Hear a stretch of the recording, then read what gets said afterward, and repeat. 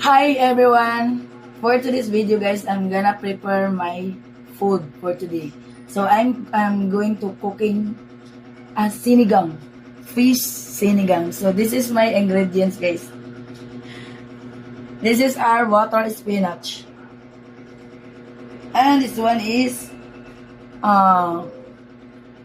lady's finger or gumbo.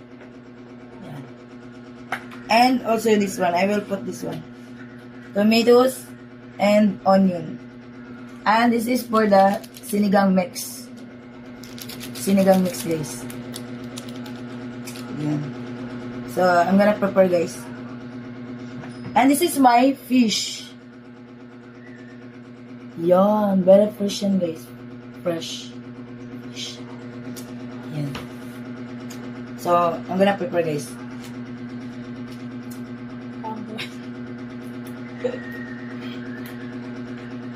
You know, I love eating vegetable guys.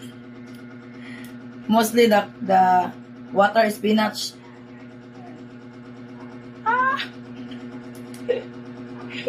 Water spinach. Water spinach is, there's a lot of benefits to our body. Oh, benefits to our body. Yeah, that's true, guys.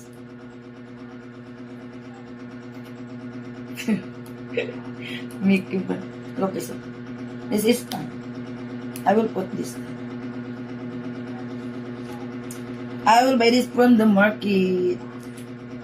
Yeah. The vegetable is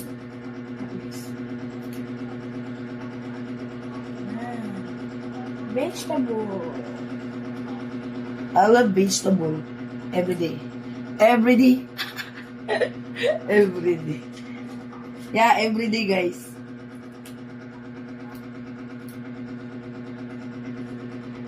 Not every day. Pepper something.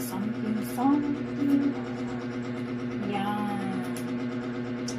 Because sinigang is my favorite. Here in Philippines.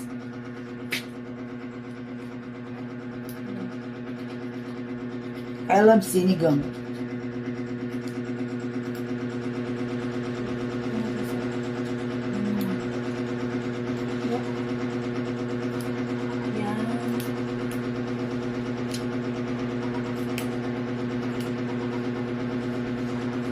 First video to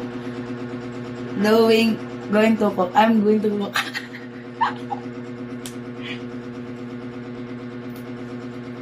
Yeah, this is what I'm doing every day, guys. My food every day is fish. Always fish, guys. Because I don't eat meat or chicken. Yeah. Fish, vegetable, like that. Dried fish. Yeah. That's my food every day. I'm not eating every day the meat.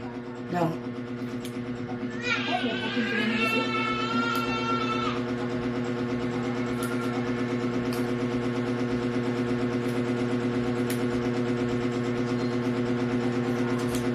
Like something.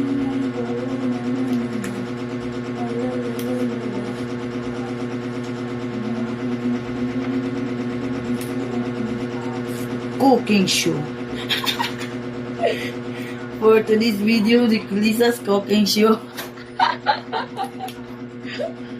Cooking show.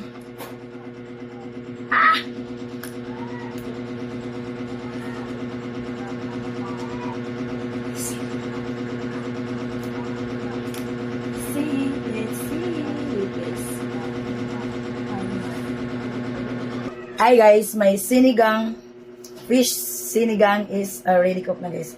I show you guys. Let's wait guys. Look guys, ayan, it's already cooked na guys. Yan.